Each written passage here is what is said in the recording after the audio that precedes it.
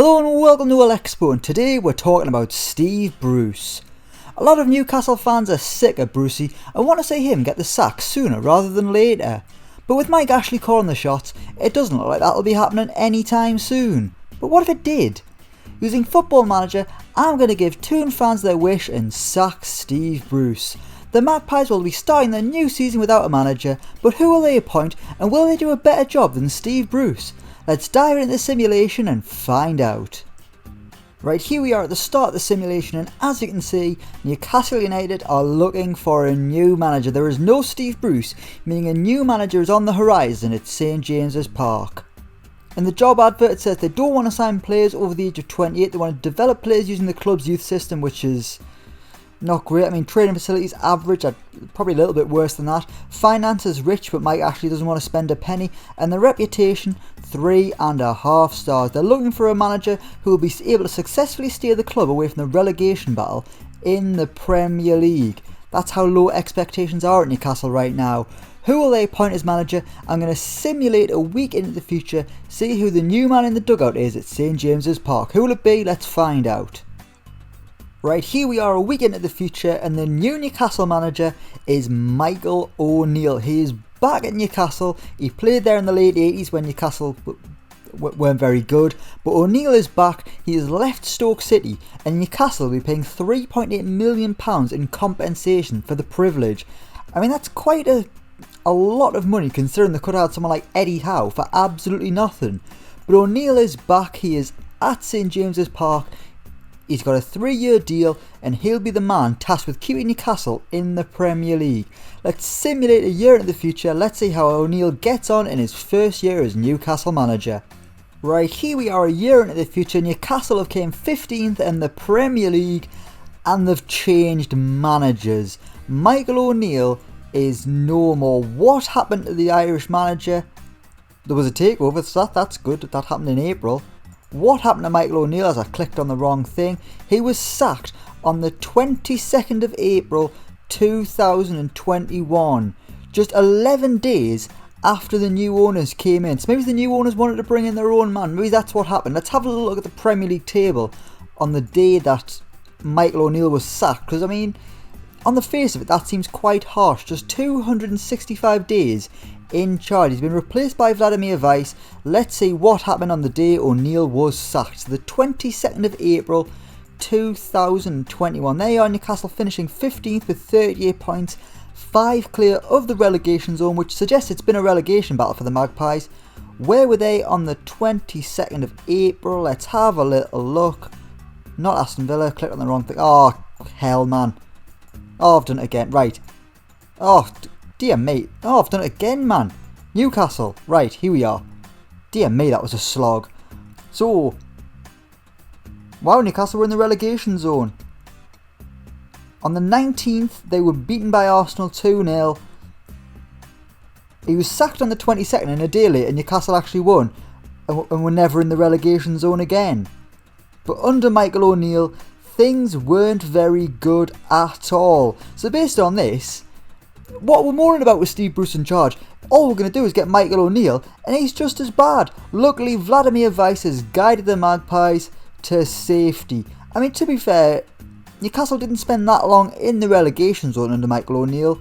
They went down as low as 19th on Boxing Day, then they dropped into the relegation zone in April, and that was around the time that O'Neill got the sack, which seemed to coincide with new owners coming in.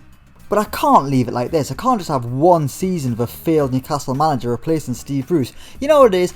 I'm going to give this simulation one more whirl. Let's go back to the start. Let's see who Newcastle appoint this time and see if he's any better than Steve Bruce. Because based on this, Michael O'Neill is not the man.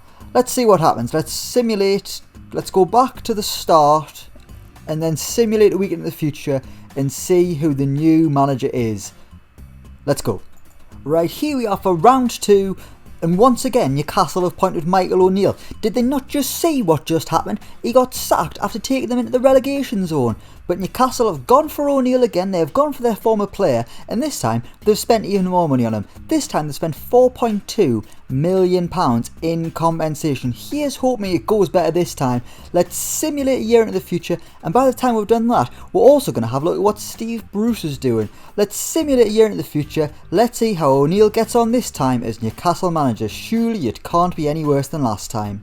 Right, here we are a year into the future, and this time things have gone a lot better for Michael O'Neill. Firstly, he's survived, he is still the manager, and he has finished 11th in his first season as Newcastle manager in his first season of Premier League football. So he's done better than Steve Bruce's two finishes. Bruce's came 13th and 12th as Newcastle manager, and he's even bettered his points tally, getting 50 points on the board. He was quite close to a top half finish, just 2 points behind Wolves, who came 10th. 13 wins, 11 draws, 14 defeats, and a goal difference of -4. Newcastle, based on this, have been very, very inconsistent. Let's have a look at the bigger table. In terms of goals scored, Newcastle have been one of the lowest scorers, 41 goals. They only scored more goals than Watford, Norwich, Brighton, Palace and Brentford. So not a lot of goals going in at St James's Park. In terms of goals against, they've actually had one of the tighter defences. Only Burnley, Spurs, Chelsea, Liverpool and Manchester City conceded less goals than Newcastle. Newcastle conceding 45 goals, which isn't too bad at all. So while it doesn't look like it's been exciting, it looks like it's been solid, which you can't say about Steve Bruce. He tries to be defensive, and honestly, his defence is so leaky. The amount of times they get pumped by 3 or 4 goals is frightening. It never happened under Rafa Benitez, I'll tell you that for now. As for Steve Bruce, where is he in 12 months' time? Has anyone picked Brucey up? Let's have a little look. Steve Bruce is still unemployed. Hasn't been picked up since he left Newcastle, which is surprising considering how good TalkSport keep telling where he is, and everyone in the media for that matter. But after a year, Michael O'Neill, his resilient Magpies have finished 11th in the Premier League. There hasn't been a takeover yet. The man who bought Newcastle last time, in part 1 of this, attempt 1 rather, he's failed twice to buy Newcastle, and the Magpies are still owned by Mike Ashley. Hasn't been any cup joy for the Magpies. They were in the 3rd round of the League Cup, FA Cup, beaten in the 4th round. But they have done what Mike Ashley wanted. They have secured Premier League survival, and they've done it with relative ease, finishing 20 points clear of Crystal Palace, who came 18th. A pretty solid first season for Michael O'Neill, but how will he get on in year 2? Let's find out. Right, here we are another year into the future. Michael O'Neill is still the Newcastle manager, but season 2 hasn't gone quite as well. The Magpies have finished 13th in the Premier League, 2 places lower than last season, and they only got 41 points, 9 less than last season. They lost 17 games, nearly half of their entire Premier League season, and they only won 10 times. I mean, look at the gap between 13th and 12th. To get to the next place, Newcastle were 13 points behind Arsenal. Even Tottenham were in the bottom half. But Newcastle have been part of this bottom group of clubs who have quite frankly been awful, and they have came 13th with just 41 points. But that's been enough for Michael O'Neill to keep his job. There's finally been a takeover. Nathan Chesterfield to buy the club twice, and now they've got Ben Campbell, whoever he is. He bought the club on the 25th of April 2022, and unlike in the first attempt of this simulation, Michael O'Neill has survived a takeover attempt. He's a wanted man though.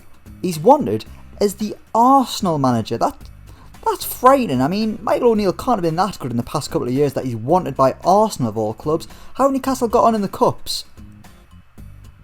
Carabao Cup, they made it to the semi-finals. That's pretty impressive. That's better than Newcastle have done in the cups for a long time. Unfortunately, they bet Manchester City in the Carabao Cup. I mean, it's basically their competition.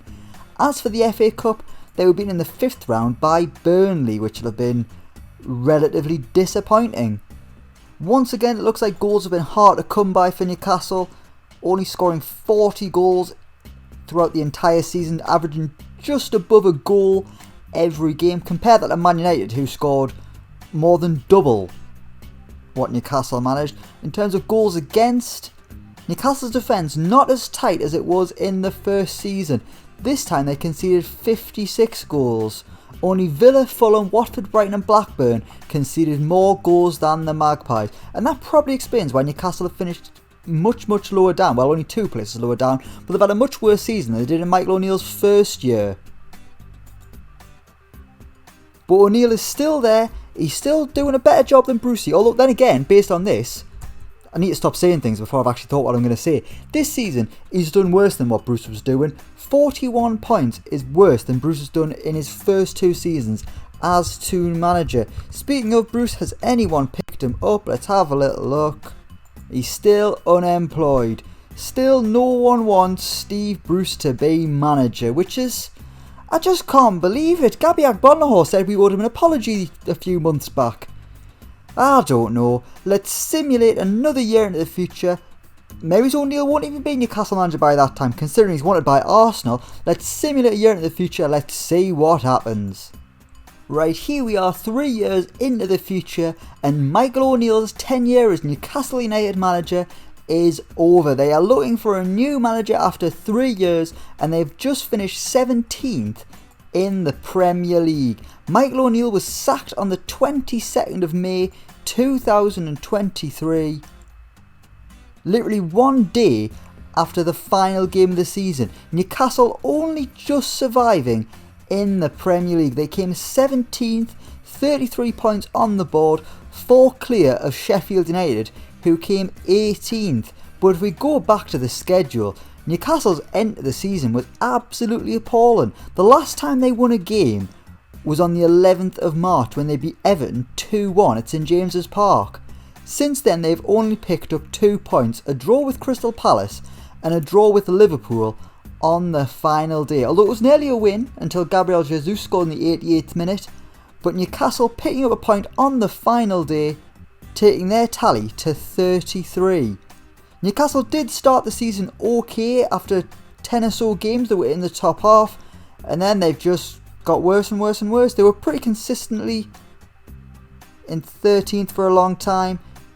Then after that win against Everton, they've just nosedived down the table, and they've narrowly avoided relegation to the Championship. If the season had gone on any longer, Newcastle would have gone down.